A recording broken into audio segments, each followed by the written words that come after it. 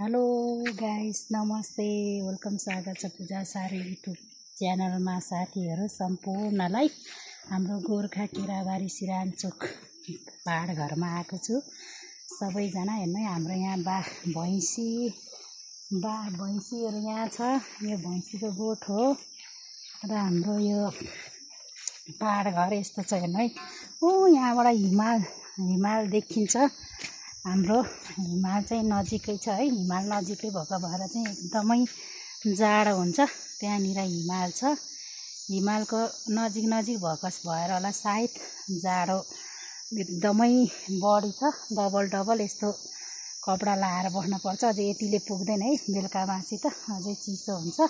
र गाइस र सम्पूर्णलाई र मेरो टिकटक च्यानललाई लाइक सेयर पनि गरिदिनु भन्न चाहन्छु सबैजनालाई। र यहाँ चाहिँ कफीको बुट छ है साथीहरू। हाम्रो घरमा, पहाड घरमा यस्तो कफी मजाले कफी फलेको छ। यो कफी पाकेको छैन है। त्यसपछि पहाड घर भनेको यस्तो हुन्छ है। यता बाख्राको खोर छ, यतै जम्मै यो हाम्रो सागबारी हेर्ने कति मजाले बनाउनु भएको छ क्या हाम्रो सासु आमाले। साग, पहाडतिरको साग हेर्नु न, कति ठुल्ठुलो के। यही सागमा कति फोटो खिचौँ जस्तै लाग्यो।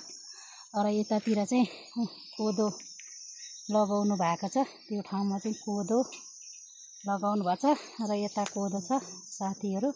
र यता चाहिँ तर घाम चाहिँ तलक्कै टल्केछ। घाम टल्के पनि यस्तो जाडो हुन्छ हेर्नु है। हिमाल नजिक भएपछि यस्तै हो। हेर्नु है, कति राम्रो छ कि ठाउँ। र हावापानी चिसो भनेको पहाडमै ठिक हो साथीहरू। तर के गर्नु हो, काम गर्न सकिँदैन। तराईमा जन्मेको छोरी अब यहाँ पहाड घरमा त्यति साह्रो काम गर्न सकिँदैन। नसके पनि बिस्तारै गर्छु साथीहरू। कस्तो लाग्यो हाम्रो गोर्खा केराबारी सिरानचोक हेर्नुहोस् है सबैजनालाई। र पूजा सारू मगर युट्युब च्यानलमा पनि लाइक सेयर गरिदिनु होला है साथीहरू। र सबैजनालाई बाई बाई।